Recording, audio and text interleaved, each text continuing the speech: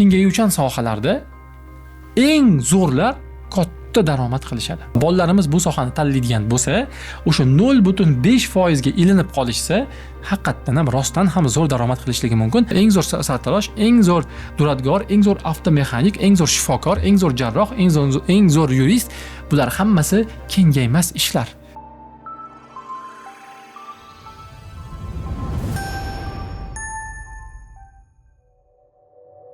Assalomu alaykum azizlar.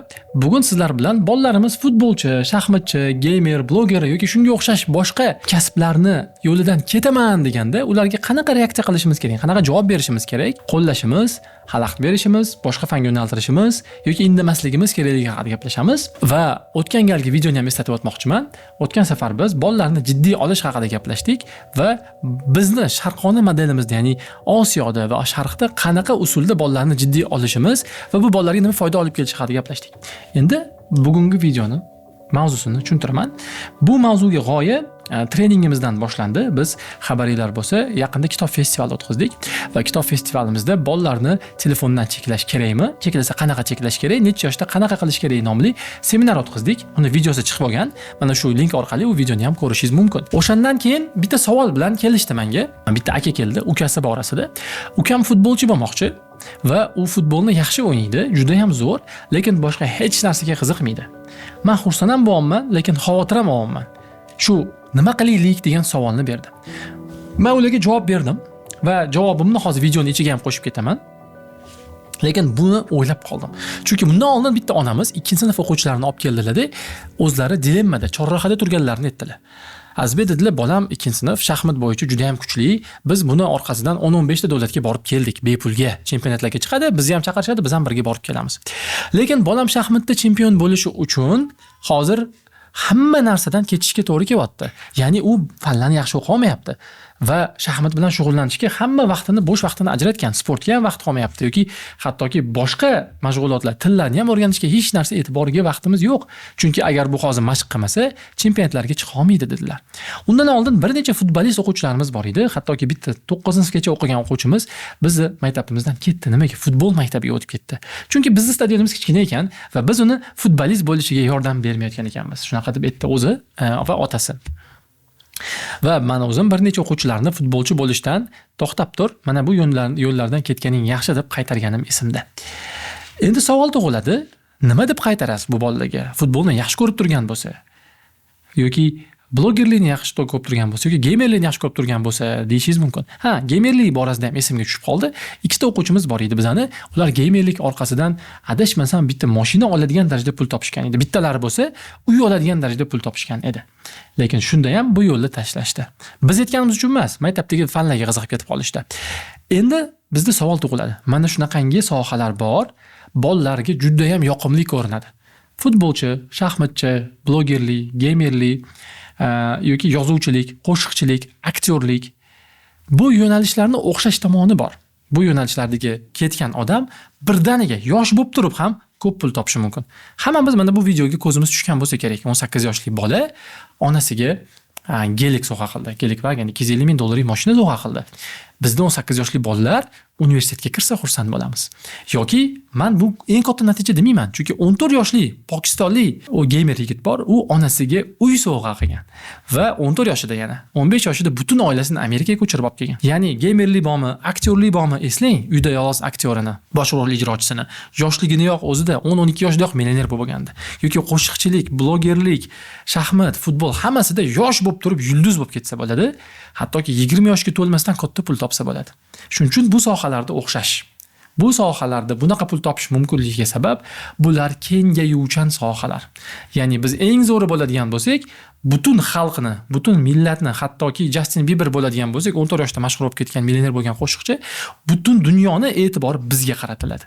Natijada biz vaqtimizdan yoki o'zimizni tayyorligimizdan ko'ra ko'proq pul ishlashni boshlaymiz, ko'proq mashhurlikka erishamiz. Shuning uchun ham bu sohalarni kengayuvchan sohalar deydi. Mana bu rasmda bu sohalardagi daromad qanaqa taqsimlanishini ham ko'rishimiz mumkin. Ya'ni kengayuvchan sohalarda eng zo'rlar katta daromad qilishadi. Eng zo'r aktyorlar bitta kinosidan butun umrga yetadigan pulni topadi. Eng zo'r futbolchilar 1 yillik daromadidan bitta mahalla topadigan pulni topib qo'yadi. Eng zo'r qo'shiqchilar bitta konsertidan butun umrlik pulini yig'ib olishi mumkin. Ya'ni bu kengayuvchan sohalar. Lekin grafikning qolgan joylariga qarasak, sohadagi 99.5% odam bir kunlik yoki bir oylik xarajatlariga yetadigan pul ham topa olmaydi. Chunki siz eng zo'r ashulachi Sevar Nazarxon deylik taxminan, misol uchun Sevar Nazarxon yoki Yulduz Usmonova deydigan bo'lsak, uni konsertiga tushish mumkin bo'lib turgan joyda yoki uni diskini sotib olish mumkin bo'lgan joyda yoki uni albomini ko'rish mumkin bo'lgan joyda, sotib olish mumkin bo'lgan joyda biz mahallamizdagi G'aybulla degan yangi chiqqan qo'shiqchini konsertiga tushmaymiz yoki uni diskini sotib olmaymiz. Yoki Alisher Uzoqov o'ynagan kino turgan paytda yangi chiqqan, yangi bitirgan aktyorni kinosiga tushib o'tirmaymiz. Shuning uchun ham eng zo'rlarga bu yerda navbat hosil bo'ladi.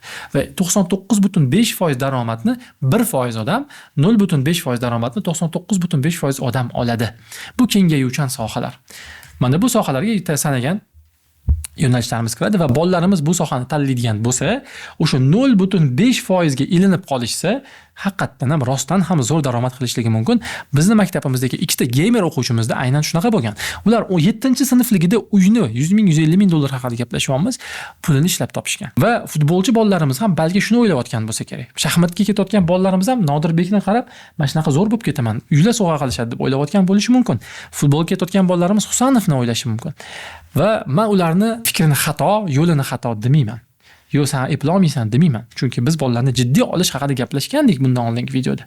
Shunchaki men ularga aytamanki, bolalarim, siz mana shu kengayuvchan yo'llarni tanlabsiz. Bu fikringizni men qo'llab-quvvatlayman. Faqat juda ham ko'p qattiq mehnat qilishga tayyor turing. Chunki siz butun mahalliy maydonda 30 million odam orasida eng zo'ri bo'lishingiz kerak. Yo'masam bu yo'lga kirmang. Eng zo'r bo'lmas ekansiz, umuman boshlamang. Chunki ikkinchi o'rin O'zbekiston chempionati 2-o'rin, O'zbekiston chempionati bronza medali sohiblari, shaxmat bo'yicha 2-, 3-, 4- o'rindagilar, bularni hammasini men taniyman. Qattan taniyman. Biz maktab sohasida ishlaymiz va ular bizga ishlash uchun topshirishadi. Ya'ni men maktabda trenerlik qilsam, mayli bolalarga dars bersam, sportdan, taekvondodan, karatedan, futboldan, shaxmatdan deyishadi. Va odatda ularga ish topish qiyin bo'ladi. Chunki bu sohaga kirgan 100 ta odam, bittasi chempion bo'lsa, 99 tasi mana shu endi nima qilaman, trenerlik qilaman deb ketadi. Ya'ni holat biz o'ylagandek yaxshi bo'la olmaydi. Chunki shaxmatga umringizni bag'ishladingiz, futbolga umringizni bag'ishladingiz, gamerlikka umringizni bag'ishladingiz, boshqa sohalar bilan shug'ullanmadingiz va siz agar o'sha 0.5 ga ilinmasangiz, bolam qiynalib qolasiz deb aytaman. Shuning uchun nima deyman? Bolam, endi siz matematika o'qishga majbursiz. Agar vaqtingiz bo'lsa, fizika o'qishga ham majbursiz. Ya'ni men qachon sizga futbolga ruxsat beraman? Matematika o'qisangiz. Men qachon sizga shaxmatga ruxsat beraman? Matematika o'qisangiz. Qachon men sizga gamerlikka ruxsat beraman? Matematika, fizika o'qisangiz. Ya'ni bu yog'ini ham qotirib qo'ying bolam, keyin mayli blogerligingizni ham qo'ring. Bu yog'ini ham qotiring, mayli keyin aktyorlikni o'ylab ko'ramiz. Ya'ni hamma fanni o'qing demayman, chunki hamma fanni o'qisangiz, boyagi shaxmatingizda orqada qolib ketasiz. Lekin mana bu fanlarni o'qing. Nega? Chunki boyagi 99.5% holatdagi omadsizlik bizni boshimizga tushgan paytda biz maktabda trener bo'lib ketib yoki bog'chada sportdan dars beradigan bo'lib yoki bir chekka qishloqda futbolchilarni tayyorlaydigan trener bo'lmaymizda, balki bo'ldi, bu sinab ko'rdim, armonim qolmadi, 5 yil umrimni shunga sarfladim, endi men moliyachi bo'laman. Endi men tadbirkor bo'laman. Endi men marketolog bo'laman. Endi men buxgalter bo'laman. Endi men muhandis bo'laman.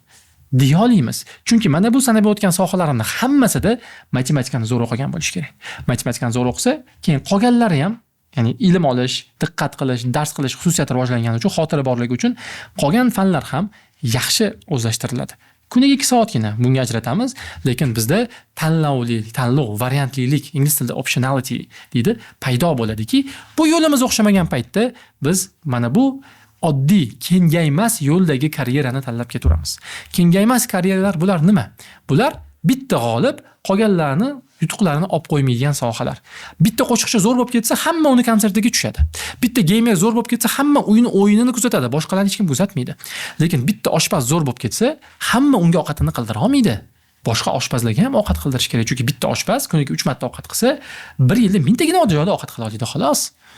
Ya'ni eng zo'r sartarosh, eng zo'r duradgor, eng zo'r avtomexanik, eng zo'r shifokor, eng zo'r jarroh, eng zo'r yurist, bular hammasi kengaymas ishlar. Minglab bizga bunaqa mutaxassis kerak. Bitta marketolog zo'r bo'lib ketdi. Uzog'i bilan 3 ta mijoz ola oladi, 4 ta mijoz ola oladi. Qolganlar boshqa marketologlarga murojaat qilishga to'g'ri keladi. Ya'ni biz endi kengaymas sohani tanlarkanmiz. Mana bu ko'rinishda bo'ladi daromadlarimiz. Ya'ni mana shu jadval ko'rinishida iloji boricha teng taqsimot bo'ladi. Ha, top 1%lar yuqori daromad qiladi, lekin 99% daromadni olib ketib qolmaydi. 2-3 barobar, balki 10 barobar daromad qilar, lekin qolganlarga ham bemalol daromad yetarli bo'ladi. Shuning uchun ham biz qo'shiqchilar orasida, yozuvchilar orasida, blogerlar orasida ofitsiantlik qilib yurgan, kuryerlik qilib yurgan yoki ofisda ishlab yurganlarni ko'p ko'ramiz.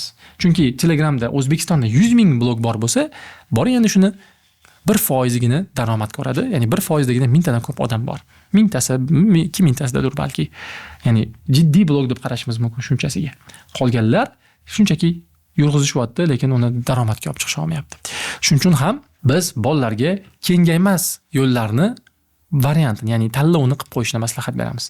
Yigitlar, istalgan payt bloger bo'lishingiz mumkin, istalgan payt mashhur bo'lishingiz mumkin, istalgan payt bu sport sohasida kelishingiz mumkin. Faqat bir narsani hisobga oling. Siz bu joyda bitta oyog'ingiz chalinsa, futbolni tark etishingizga to'g'ri keladi. Keyin nima bo'ladi? 1 yil kasal bo'lib shaxmat chempionatlariga chiqa olmasangiz, sizdan yoshroq kuchliroq o'tib ketib qoladi. Keyin nima bo'ladi? Ovozingizga bir nima bo'lsa, keyin yoki qanaqalar yetilib ketib qoladigan bo'lsa, tovush paylaringiz, keyin ovozingiz o'zgarish bo'lsa, qo'shiqchilikni taqdiri keyin nima bo'ladi? Mana shunaqa deb aytamiz va ularga mana shu kengaymas yo'llarga yo'l ochuvchi matematika va fizika fanlarini kuniga 2 soatdan o'qishni majbur qilamiz, aytamiz. Agar sizda ham farzandlaringiz bo'ladigan bo'lsa, mana shu tavsiyani berishni maslahat beraman. Ya'ni, bolam, mayli, sohaga qiziqayotgan ekansan, to'smayman. Mana shu videoni ko'r, bizni videoni qo'yib berishingiz mumkin. Muvaffaqiyat foizlari juda ham kam. Yutsang zo'r bo'lib ketadi hammasi. Ya'ni butun umrga yetadigan pul ishlashing mumkin. Butun umrga yetadigan orzularingni amalga oshirishing mumkin. Lekin uni imkoniyati juda ham kam. Bolam, shuning uchun ham o'sha yo'lga chiqargansan, men seni qo'llab-quvvatlayman. Lekin mana buni variantini ham qilib qo'y. Chunki ertaga 25 yoshga borganingda Paul Murphy 23 yoshida jahon chempioni bo'ladi. Qirolicha Viktoriya bilan ko'rishadi. Rossiya o'sha paytdagi shahzodasi Galitskiy uni uyigacha keladi siz bilan ko'rishaylik deb. Ana shu odam ham 23 yoshida shaxmatni tashab, chempion bo'lgan, butun dunyo chempioni bo'lgandan keyin yuristlikni boshlamoqchi bo'ladi. Lekin boshlay olmaydi. Yaxshi talaba, kuchli talaba bo'lgan bo'lsa hamki, shunda aytadiki, shaxmatni o'ynashni bilish jentelmenni belgisi, shaxmatni grossmeyster darajasida o'ynash isrof bo'lgan umrni belgisi deydi. Chunki umrini oxirgacha 40 yoshigacha boshqa ishlarni qila olmaydi. Yurist bo'laman desa odamlar, bu shaxmatchi-ku, qanaqa bunga yuristlikka boraman deydi. Chunki u yuristlikni yaxshi o'qigani bilan yoki zo'r advokatligi bilan emas, shaxmatchilik bilan tanilgan bo'ladi va vaqtini 10 yilini boy berib qo'ygan bo'ladi. Ya'ni mana shunaqa afsus bo'lmasligi kerak bizda. Paul Murphy afsuslangan ekan, boshqa odamlar ham afsuslanyapti. Faqat biz ularni Manchester Cityga o'tmagani uchun, katta kontraktlar olmayotgani uchun yoki uy sovg'a qilishmayotgani uchun tanimayapmiz. Lekin ular ko'proq. Shunaqa variantlarda biz ota-ona sifatida bolalarimizni orzusini ham qo'llab-quvvatlaylik. Albatta, qo'llab-quvvatlaydigan odam bo'lmasa Nodirbeklar chiqmasdi. Kerak. Lekin o'xshamay qolsa nima bo'ladi degan joyga kengaymas yo'lni ham tanlab qo'ying bolam. Bo'tga ham tayyorgarlik qo'ying. Shunda ikkalovini ham ushlagan bo'lasiz deb turib qo'llash bo'ladi. Mayli, yutuqqa erishgandan keyin tashavorursin. Lekin ungacha kengaymas yo'llarni ham ushlab ketsin. Mana shu aytmoqchi ota-onalarimizga, aytmoqchi bo'lganlarimiz, futbolchi bo'lmoqchi bo'lgan o'quvchilarimiz bor. Ba'zilaringlar bilan yaqinda ham gaplashdim. Mana bu video ham sizlarga ataladi. O'quvchilarimiz, bolalarimiz va bolalariga nima deyishni bilmayotgan ota-onalarimizga ham bag'ishlanadi. Videolarimiz ma'qul bo'layotgan bo'lsa, bizga obuna bo'lib qo'ying. Shu mavzudagi videolarni endi doimiy chiqarishga qasd qilganmiz. Xudo xolisa, agar obuna bo'lsanglar, birinchilardan bo'lib ko'rib, amalga oshirish imkoniyatiga ham ega bo'lasizlar. Rahmat.